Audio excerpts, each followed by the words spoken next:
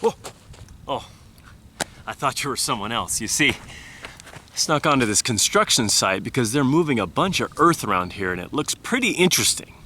So I'll tell you what, why don't you join me as long as you don't say anything and I'll show you what we find. Okay, so let me give you some context as to where I'm at. I'm in a community called Portola Hills in Lake Forest, Southern California. And as you can see here, they're flattening this part that I'm standing on to create lots for, no doubt, overpriced homes. Now what they did is they broke up the rock that was here and shoved it that way into this waste rock pile. And we're gonna go and see and investigate and see what that rock is made of and see if we can find anything interesting. Now I did a little research before I came out here and I found that this area where they're digging is in amongst this Puente Formation, specifically the La Vida member. And as you can see, this is mid-Miocene. So we're hovering around 11 million years ago for these layers.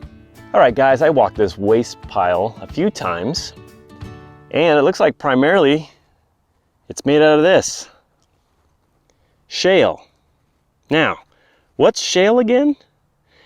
It's a sedimentary rock, and as you can see, it's made up of all these bedding planes of very fine sediment, one on top of the other. Can you see how fine that sediment is? And it matches up with the description we have of this area, this formation, the La Vida Formation. It's shale or siltstone, and that's what we see here.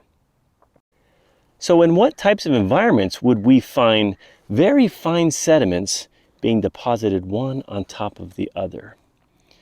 Well, think about low energy environments like a lagoon, or in this case, a deep ocean, where there's low energy, the currents are very, very slight, and the sediments that are the lightest, like the silt here, that go furthest out in the ocean, they're suspended in the water column and slowly descend and get deposited one on top of the other over millions of years. Once that's buried and everything gets compacted, that sediment can then become shale.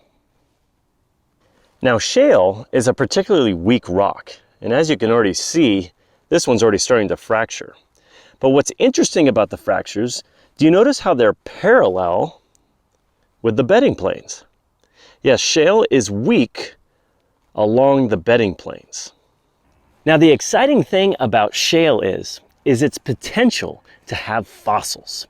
Because think about it, this shale, while it's being created at the bottom of a deep ocean, is gonna have other things within it that fall out of the water, like dead marine organisms, shells, fish scales, anything that kind of falls out of that water column and lands at the bottom of the ocean is going to be buried in more and more sediment, compacted, and preserved within the layers of the shale. Now remember, the shale is weak along the bedding planes. So what can happen is as you break open the shale, like so, you can expose a fossil. We don't have one here, but we're gonna break some rocks open around this area and see if we can see any evidence of marine life that was present in this area. Okay, so let's pause and review. We understand that this is shale, but remember it's part of that La Vida Formation, and we determined that that was deposited and lithified over 10 million years ago. So think about it, this rock right here, deposited and lithified over 10 million years ago. Then this whole area got uplifted to the point where a developer came and said, I'm gonna build some overpriced homes here, and pushed all this shale into a pile right here, available for me to see and to hit with a rock hammer. Let that sink in. 10 million year old shale. Okay, it sank in. Now it's time to use the old rock hammer to split these rocks and see if we can find any fossils. Oh yes, it's always a good day when we get to use the rock hammer. I've got a chunk of shale right here. I'm going to persuade it to split along those bedding planes. Watch this. How about that, huh? So what I just did is exposed.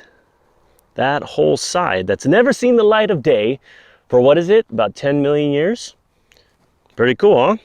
I don't see any fossils here, but we'll keep trying.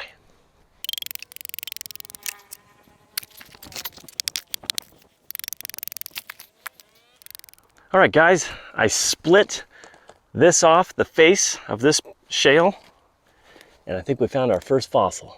Check it out. See that shell? And I think we got something else over here, a fragment of another one. Look at that, huh? Beautiful. Let's keep whacking these rocks. Let's give it a whack.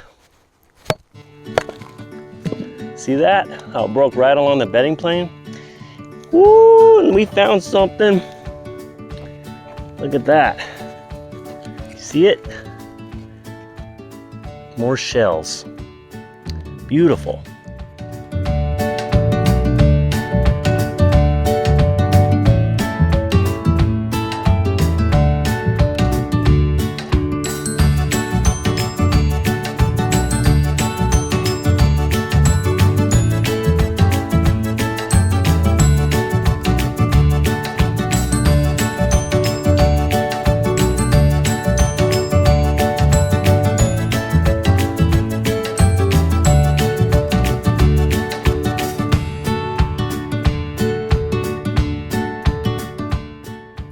Guys, we got another shell. You could say that this shale is fossiliferous. So just think about that. These shells were buried in a deep ocean over 10 million years ago, and then were subsequently buried in so much more sediment and then compressed. But that's what makes shale so special, is it preserves fossils just like this one. So let me demonstrate to you how shale layers can be like going through the book of time. Obviously, the bottom layers here were laid first, and subsequently all these on top. So as you turn the pages of time, you're going deeper and deeper into it. How many hundreds, thousands of years does this page represent? How about this one? Pretty cool to think about. All right, let's whack some more rocks. All right, guys, I just whacked this one open and I found something that potentially might be pretty special. You see this right here? And its counterpart on the other side. Now, in doing research here, because this is a marine environment, I read about fish fin spines. Those are the hard spines in the fin of a fish. So it would make sense if parts of fish fell down from the ocean, down to the ocean floor and got buried. All the other matter decomposed, but that fish spine could be preserved within the layers here. And I think that's what we have here. Okay, so you could easily miss this, but it's right here. Watch it glisten in the sun. See that? That's a fish scale. So let's just pause again. A fish scale. Think about it. Deep ocean. Scale comes off the fish, drifts all the way down to the deep ocean, lands on the bottom. Then more sediment, fine sediment, goes on top of it, compacts, buried, turned into shale and preserved right there in the layers. You almost wonder how the fish lost the scale. Was it from a male fish and he was sparring with another male fish for mating rights and that was a battle wound? Or was he the unfortunate victim of a shark? Messy eaters, scales went everywhere and his scale came down. And this is the only tribute to his memory.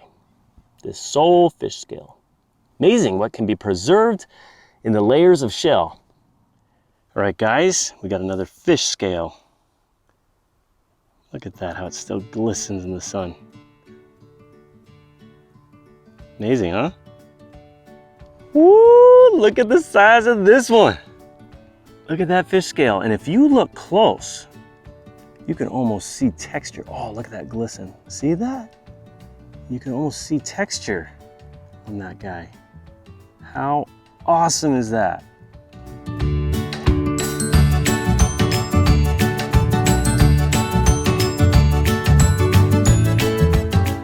Well, thanks for joining me as I explored the La Vida member of the Puente Formation here in Orange County, Southern California. Shale layers, some of which were fossiliferous, like this one I have right here. Woo! That's a keeper. I had a lot of fun. Thanks again for joining me, and we're gonna go ahead and see you on the next one.